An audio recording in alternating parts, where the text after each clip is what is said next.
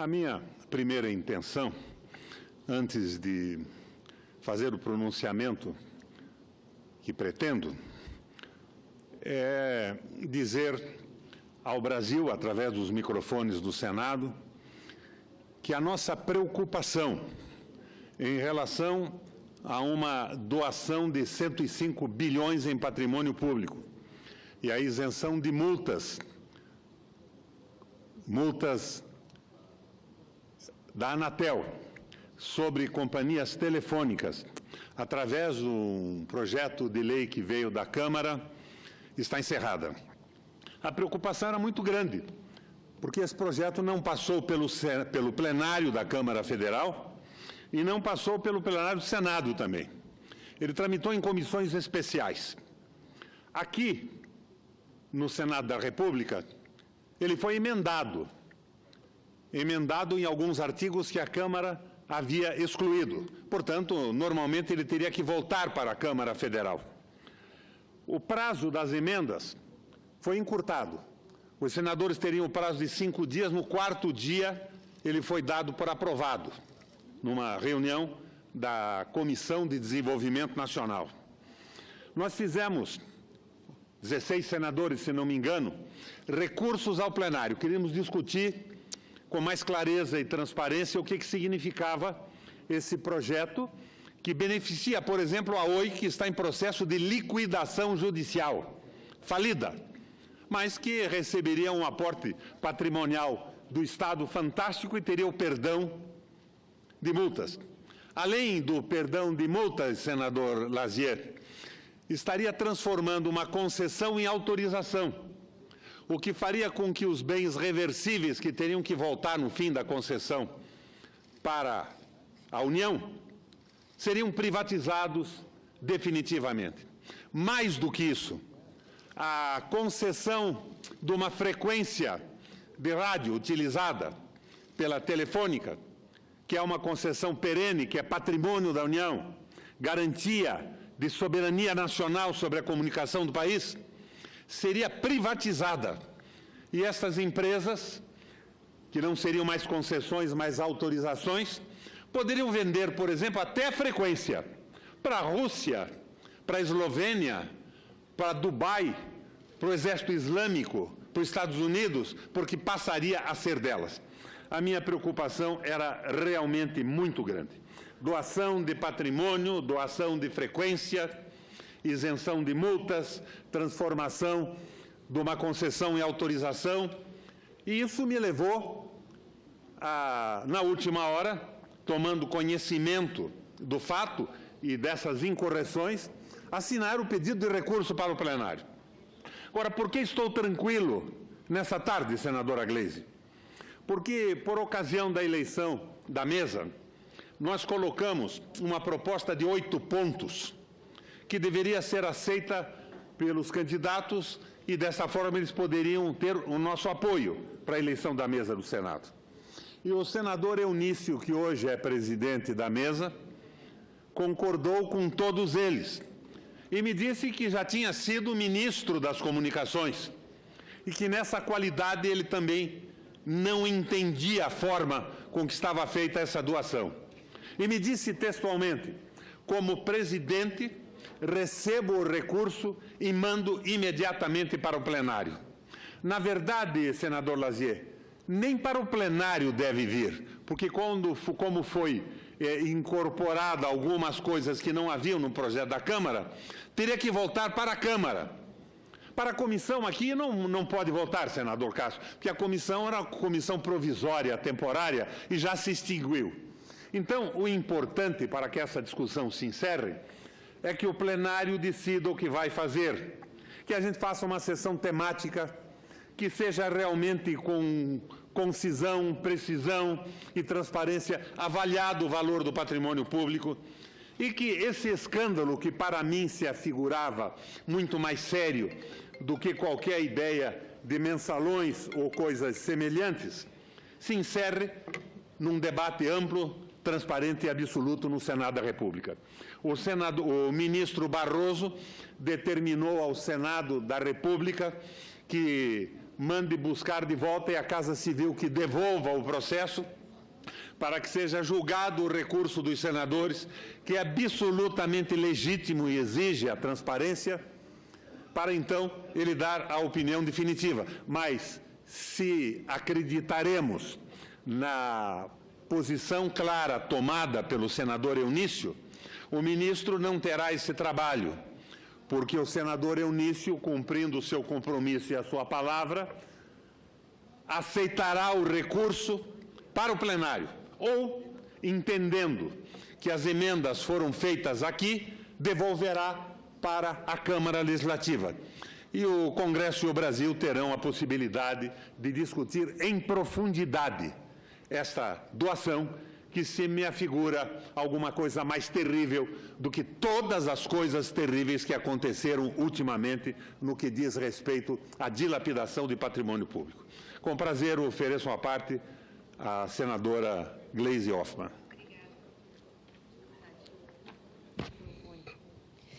Obrigada, senador Requião. Eu não poderia deixar de falar, no momento que Vossa Excelência faz esse pronunciamento, para reconhecer o trabalho que Vossa Excelência teve, a sua dedicação para conseguir com que essa matéria não fosse a sanção presidencial. Aliás, tivemos 16 senadores que assinaram o recurso, entre eles eu me incluo, mas Vossa Excelência, o senador Paulo Rocha e a senadora Vanessa Graziotin assumiram a frente da resistência sobre essa matéria.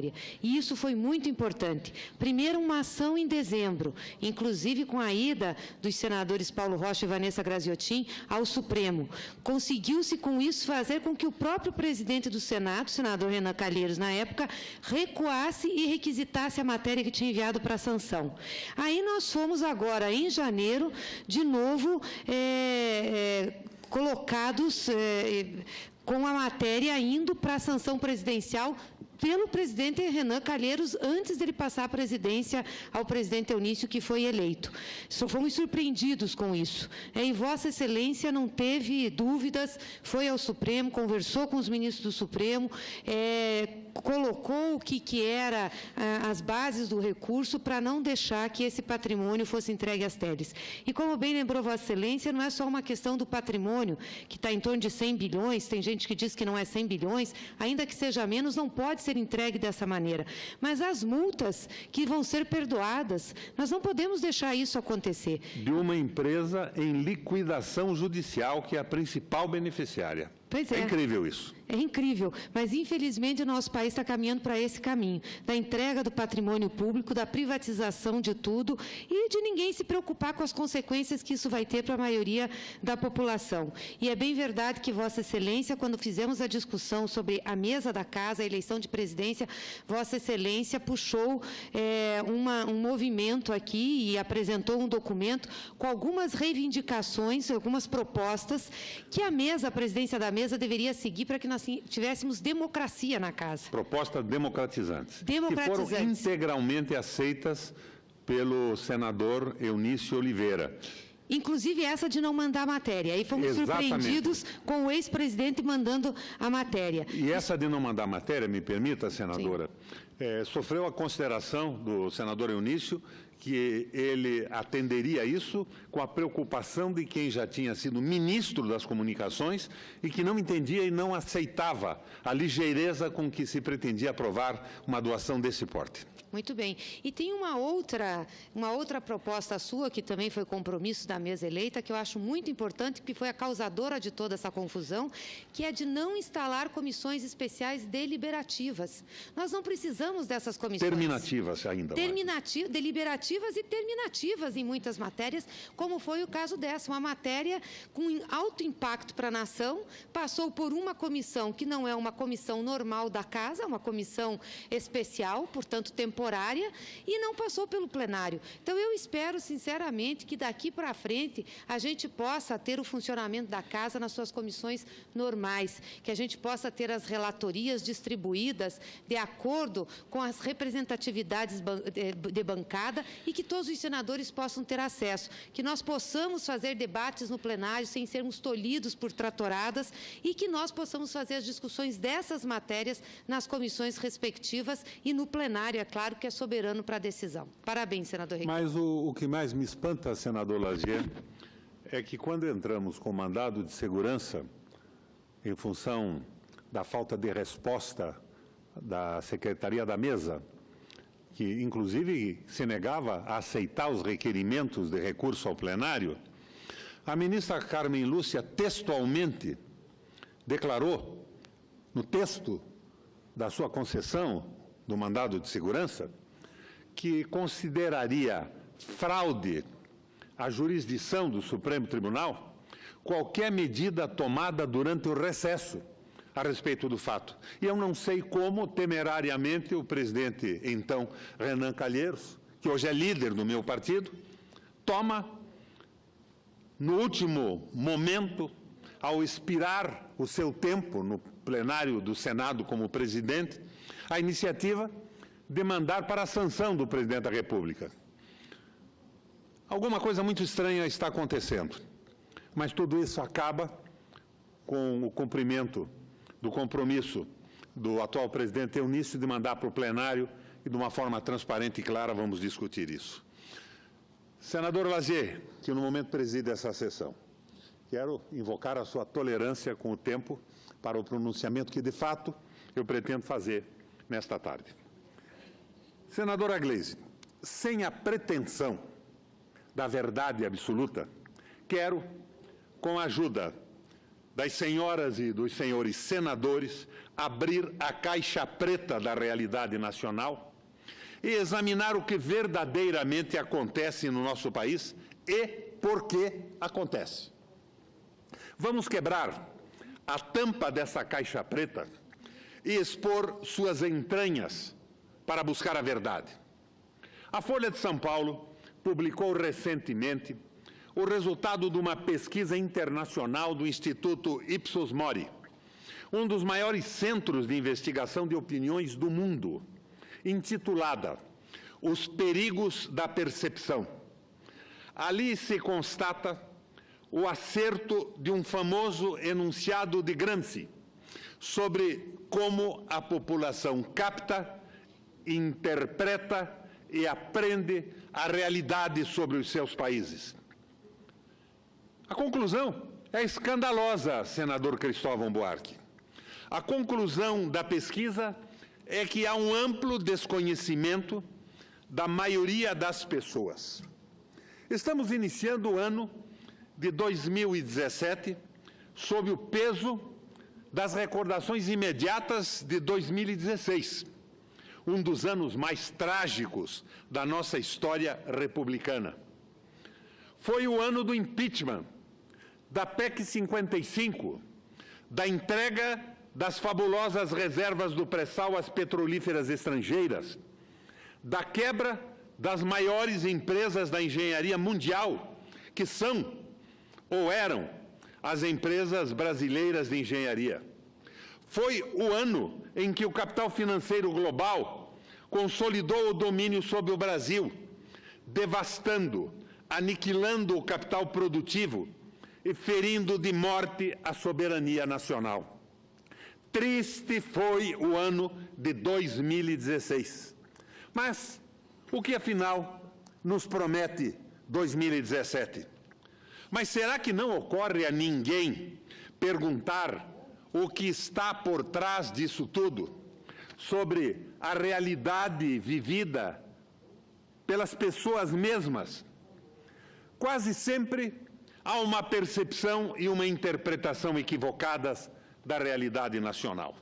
Hoje não tenho mais dúvida disso.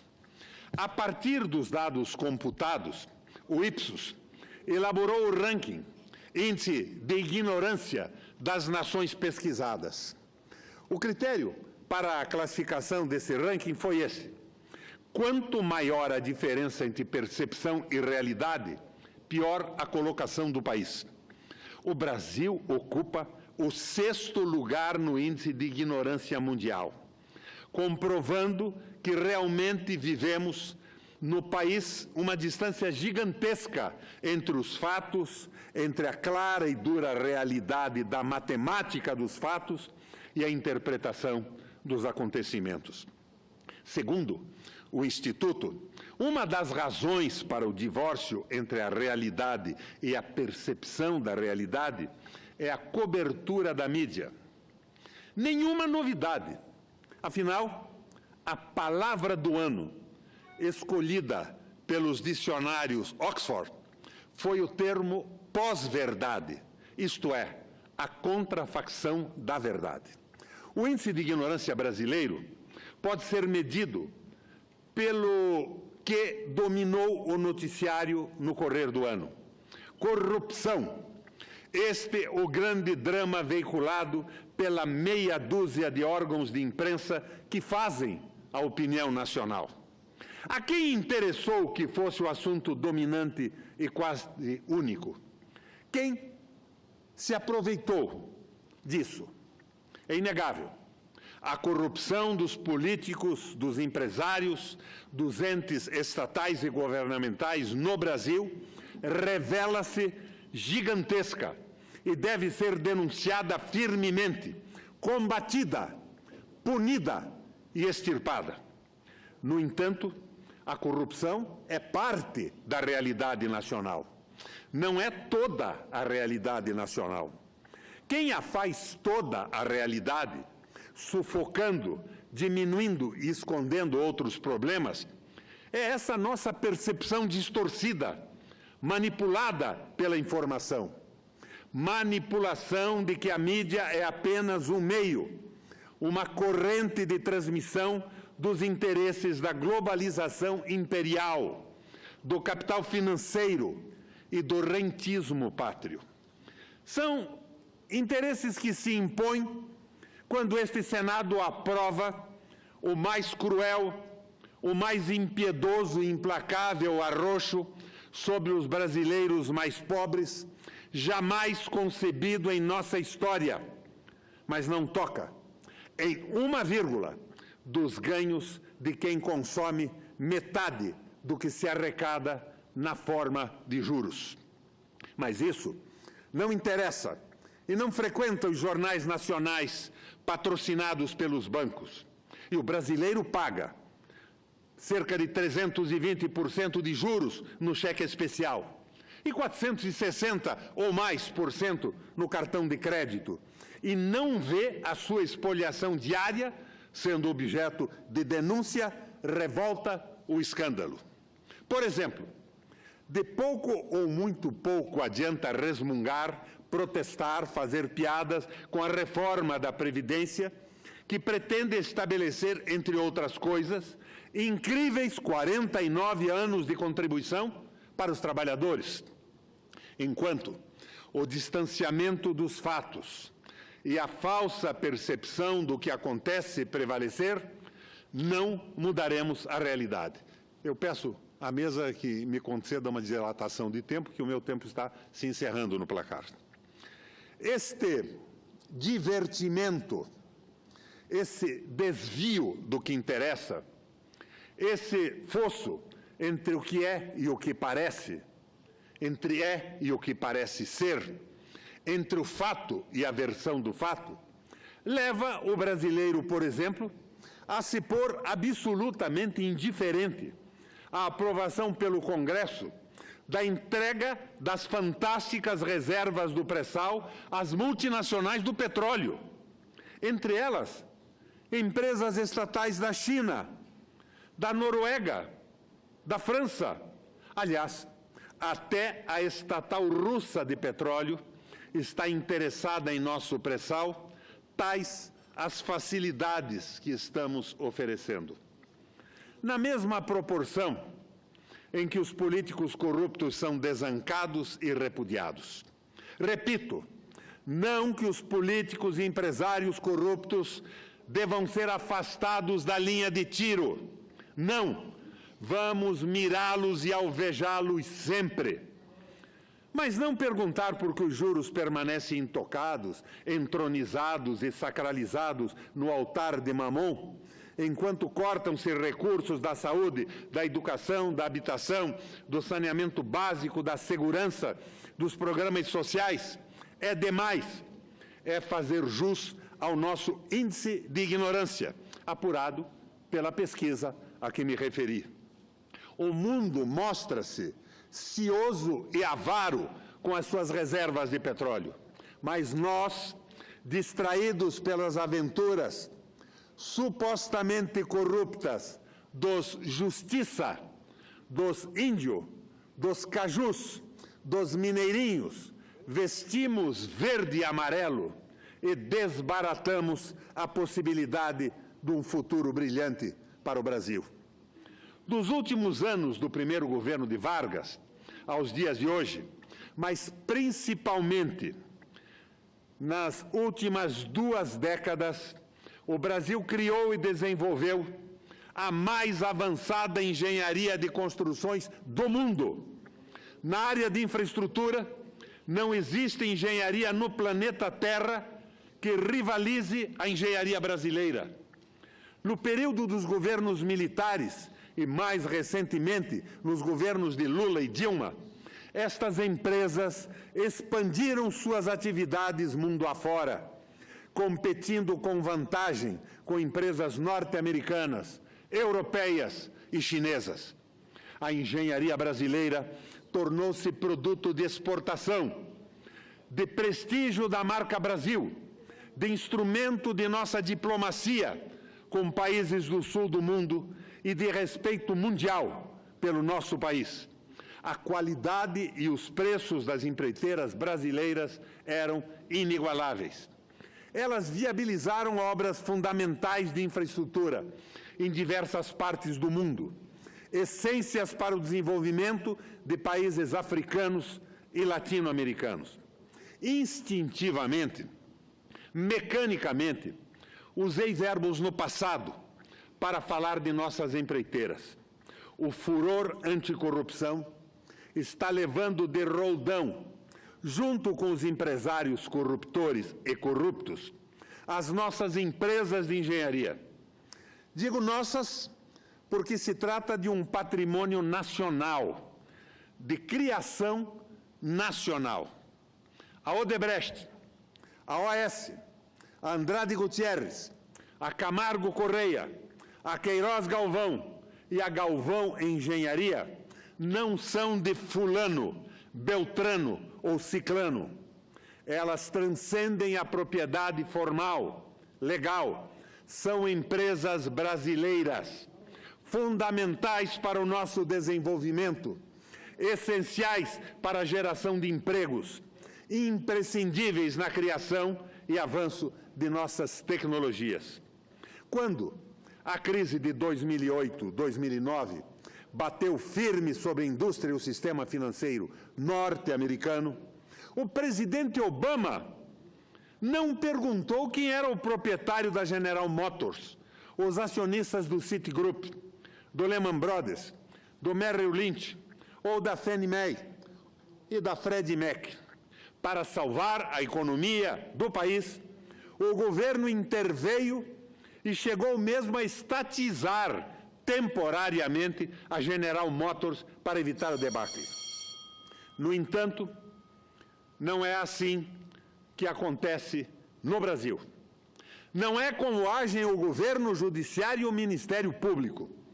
Nem falemos das entidades patronais, dos sindicatos patronais acuados, acovardados, amedrontados, temendo que a defesa das empresas envolvidas em escândalo possa ser entendida como a defesa da corrupção. As nossas empreiteiras, para a alegria de suas concorrentes multinacionais, estão sendo condenadas juntos com os seus principais acionistas e executivos.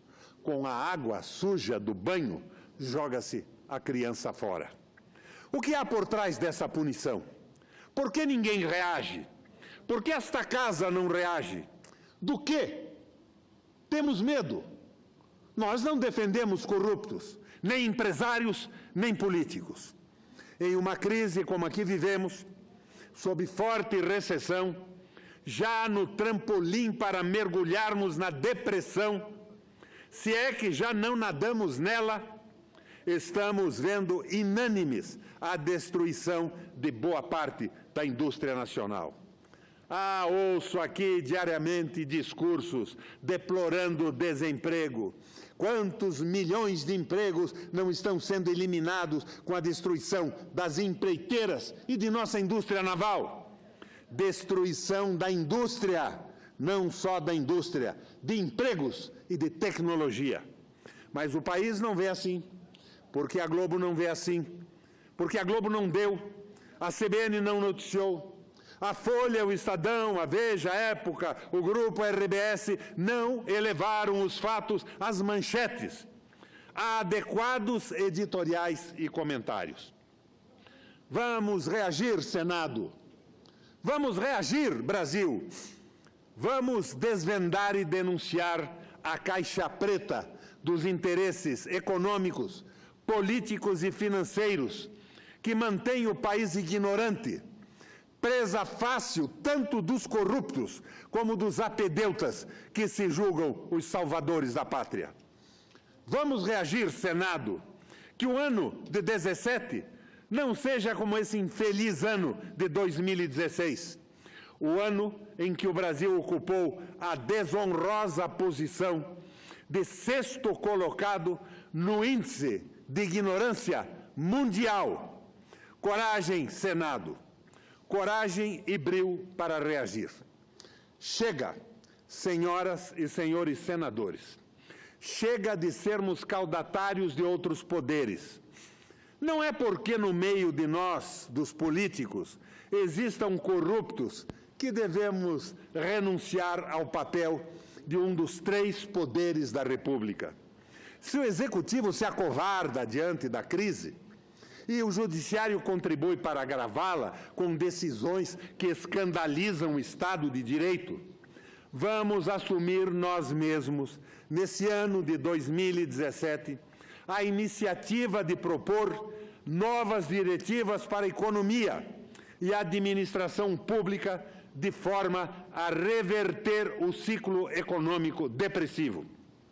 É o mínimo que esperam de nós os 13 milhões de desempregados que não produziram corrupção e que, portanto, não deveriam e não devem ter que pagar por ela. Com o máximo prazer, concedo uma parte ao senador Cristóvão Buarque. Senador Renan, eu quero dizer que eu estou do seu lado nessa ideia de reaja, Senado. E realmente precisamos reagir. Precisamos reagir debatendo aqui, porque aqui não temos uma unidade de pensamento, mas reagir com o pensamento que for novo. Me permite só uma rápida e ligeira conversão. Eu sou o senador Requião, não Renan. Eu disse Requião. Renan. Me desculpe profundamente. Deve ser o costume de tê-lo aqui anos e anos e anos depois de anos, presidente. Senador Requião, muito obrigado. Nós precisamos reagir. E precisamos reagir para tentar levar aquilo que foi do interesse do país. Pelas notícias de hoje no jornal, talvez a gente já tenha que reagir muito pronto. Se é verdade que o presidente Temer está planejando mandar para cá, para a CCJ, indicado para substituir Euri Zavascki, o seu ministro da Justiça. Eu acho que isso vai exigir, senador Requião, uma reação nossa. Primeiro porque esse próprio ministro já escreveu no passado de que quem teve cargo de confiança em governo não deve jamais ser nomeado para ministro do Supremo. Ele disse isso. Pelo menos no mesmo governo e de uma forma imediata. Né? Mas eu acho que não deveria mesmo, porque são cargos partidários, devemos despartidarizar. Segundo porque, pelo menos o que me dizem, ele chegou a ser advogado do ex-deputado Cunha. É muito ruim que o Supremo seja contaminado por algo desse tipo, sem falar que quem for indicado agora para o Supremo e nomeado vai ser o revisor da Operação Lava Jato. Então, todos nós políticos estamos sob suspeição hoje. Suspeição alguns porque receberam propinas, outros porque receberam caixa 2, todos estamos sob suspeita. Então, não pode ser ninguém que esteja ligado de uma forma ou de outra a nós, como o ministro do presidente está ligado a ele, está ligado a todo o grupo do governo. Eu acho que dentro da sua linha de reaja, talvez esse seja o momento que vai exigir reação da CCJ e depois do próprio plenário. Há pessoas boas, reconhecidas nesse país, e não precisa se escolher qualquer um. Além disso, vai substituir Teori Zavascki, que virou um certo símbolo na condução dessa operação que tem sido tão impactante no Brasil. Eu espero que o presidente não dê à imprensa o prazer de que foi verdade isso, que saia como mais uma dessas não-verdades que pós-verdade que se fala há tanto tempo. Ao mesmo tempo, eu quero dizer que esse índice de ignorância, de fato, entre a realidade e a percepção, e que põe o Brasil como um dos campeões, tem a ver com a mídia, que manipula, tem a ver com as relações promíscuas da mídia com os seus patrocinadores, mas tem a ver, sobretudo, a meu ver, com baixo nível de escolaridade e de educação de nós brasileiros. Uma população bem educada é menos ludibriada pela mídia. A pós-verdade ou a pré-verdade, elas são analisadas com muito mais cuidado, rigor, pelas populações educadas do que pelas populações às quais a educação foi negada, porque isso é uma coisa que a gente esquece. Não são as pessoas que não têm educação. As pessoas com crase aí, foi-lhes negada a educação. Não foi o caso das pessoas, como muitos até têm direito, se recusaram a ter educação. Não, é que não tiveram acesso. A gente precisa, inclusive, senador Lazzeri, criar uma palavra para dizer não acesso à educação.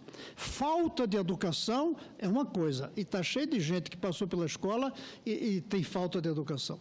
Eu falo aqueles que, como os escravos, tinham a liberdade negada, hoje aqueles que têm a educação negada a elas.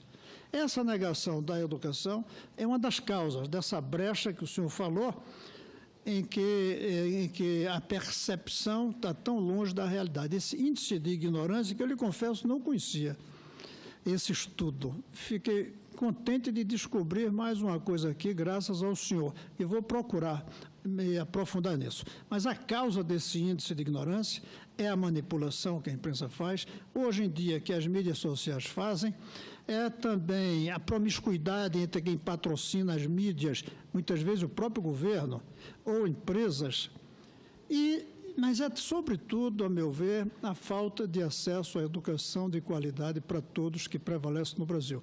Uma revolução na educação, com educação de qualidade para todos, eu tenho certeza, e o senhor é irmão do Maurício, que sempre lutou por isso como secretário, é a melhor maneira, a meu ver, de reduzir esse índice de ignorância no Brasil. Sem dúvida, senador. Eu estava aqui refletindo, enquanto Vossa Excelência me aparteava. A ignorância pode ser resolvida com a educação. O trágico é a burrice, que é genética e não tem realmente solução alguma.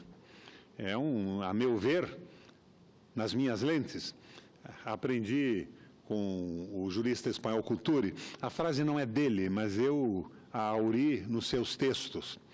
Todo depende del color del cristal com que se mira. Também nós olhamos a realidade pelas nossas fontes filosóficas, programáticas, pela cor dos óculos que usamos para ver a realidade.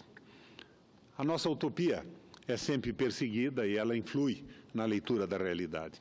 Mas, de qualquer forma, eu acrescentaria ao meu texto a educação como fundamental também, se é que não a mais importante, para superarmos essa pós-verdade, essa visão falsa da verdade. E quero surpreendê-lo agora.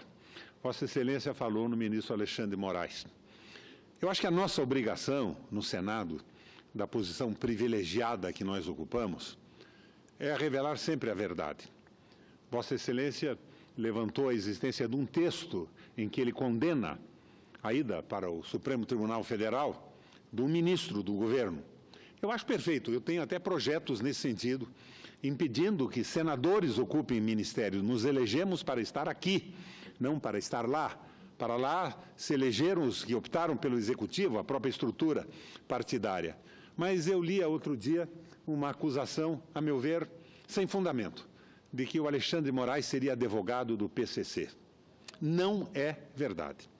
O Alexandre Moraes é um dos advogados numa enorme banca de São Paulo, que em determinado momento, evidentemente sem a sua participação, advogou para um criminoso que porventura era ligado ao PCC, como faz qualquer banca de advogado.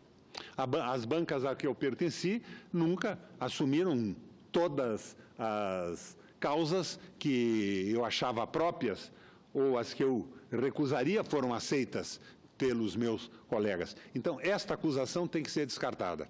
Mas que é um assinte e um escárnio a indicação do Alexandre Moraes para ministro do Supremo Tribunal Federal nesse momento, eu não tenho dúvida que é. Mas eu acho que a realidade acaba sendo assumida. Ela não entra nas nossas casas só pela telinha da Globo, pelo rádio que multiplica a CBN. Ela entra pela porta e pela janela, a realidade concreta do desemprego, do desespero e das dificuldades. E nós estamos vendo o governo pregando uma catilinária neoliberal, quando nos Estados Unidos, o Donald Trump, estranho esse momento norte-americano, né? A Disneylândia tomou conta do poder, é o Donald presidente e o Mickey vice-presidente da República.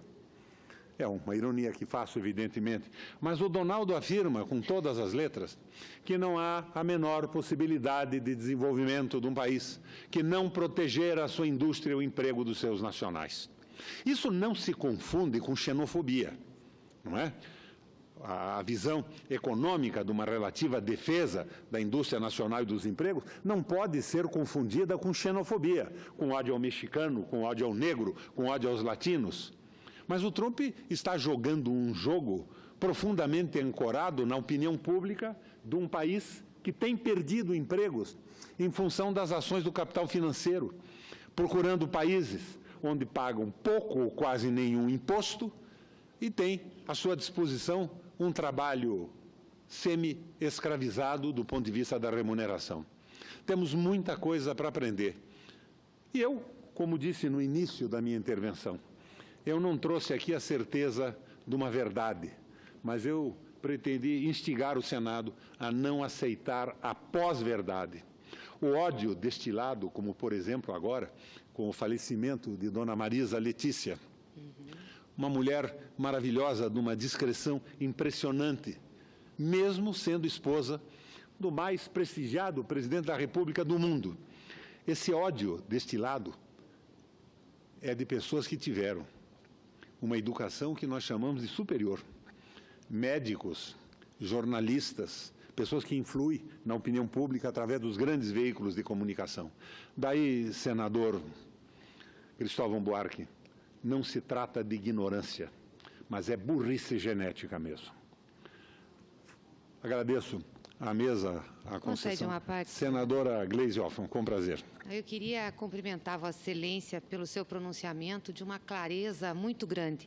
Aliás, Vossa Excelência se propôs a exatamente isso, traçar um rumo para que o Senado atue em 2017. E os temas que Vossa Excelência abordou, o que nós temos de desafios, estão muito claros. Eu concordo plenamente com Vossa Excelência. E sei que Vossa Excelência disse aqui ao senador Cristóvão que cada um de nós olha o mundo com as suas lentes, com os cristais das suas lentes. E, portanto, nós temos lado. Mas eu fico muito confortável em saber que o nosso lado vai ser sempre o da maioria da população. Nós sempre estamos pensando que a maioria das pessoas tem que ter acesso aos serviços públicos, aos bens públicos, às condições dignas de vida.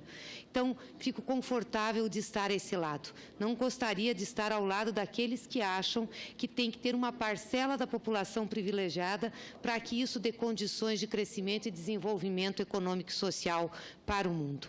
Em relação à indicação que está nos jornais, eu acho que não está confirmada ainda, mas pelo menos já está noticiada, de que o ministro da Justiça, senhor Alexandre de Moraes, seria indicado ao Supremo Tribunal Federal, não me surpreende, senador Cristóvão. Não me surpreende porque é a cara desse governo, um governo que defende interesses de grupos particulares e de seus próprios membros. Está caminhando numa partidarização do Supremo. É isso. Então, está de acordo com o que esse governo defende para o Brasil.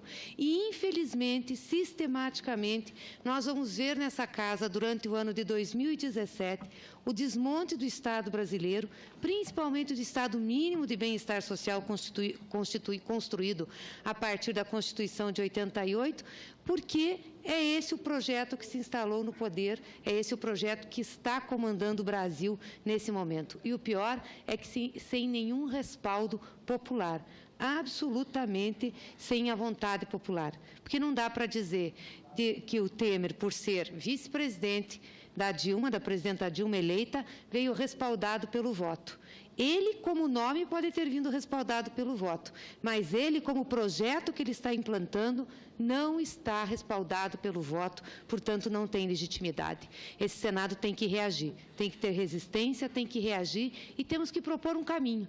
E penso que nós temos condições de fazer isso, com maturidade, de forma objetiva, com propostas que já se mostraram eficientes e eficazes ao longo da nossa história. E quero cumprimentá-lo, senador Requião, por ter essa clareza e trazer esse debate, inclusive essas propostas no plenário hoje. Senadora, e acima de tudo a multiplicidade das opiniões políticas do Senado da República. Senão nós vamos acabar tendo um conflito corporativo. Hoje, pela manhã, eu lia na internet um veemente protesto do comandante da Aeronáutica sobre qualquer alteração na previdência dos militares. Se alterações são necessárias, têm que ser feitas aqui com lógica, com racionalidade, porque senão nós estaremos entrando naquele famoso conflito previamente anunciado. O liberalismo econômico não pode superar a ideia de desenvolvimento, de soberania da nação brasileira. Presidente, obrigado pela tolerância do tempo.